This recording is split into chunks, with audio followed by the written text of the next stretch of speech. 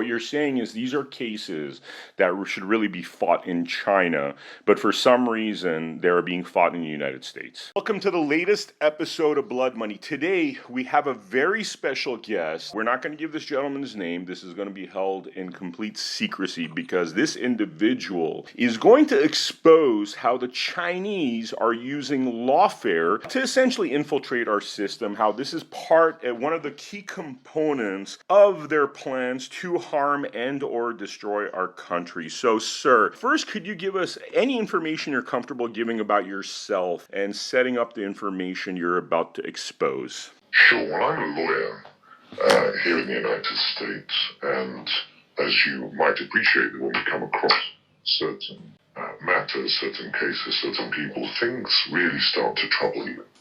And it sits certain things sit very uncomfortably with me. And this really started when one started looking at a series of cases, not that I'm directly involved with them at all, but as you know, we all go down rabbit holes and we all start looking and seeing.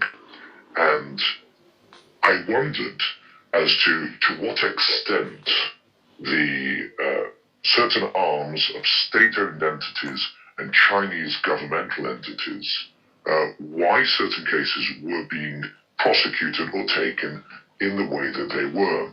And one of them that really struck me was this case of Northeast Securities. And Northeast Securities was going out of its way to try and use the American courts and certainly the courts in California, to try and enforce judgments that they have against mixed either Chinese or Chinese-American individuals in the United States. And it's sometimes concerning assets that are allegedly there in China against people that at a certain point they had Chinese jurisdiction over, but yet they're litigating these cases in the United States. And it didn't sit well with me, because why are they doing it over there in China? So what you're saying is these are cases that should really be fought in China, but for some reason they're being fought in the United States. Well, yes. And I think I know the reason is this.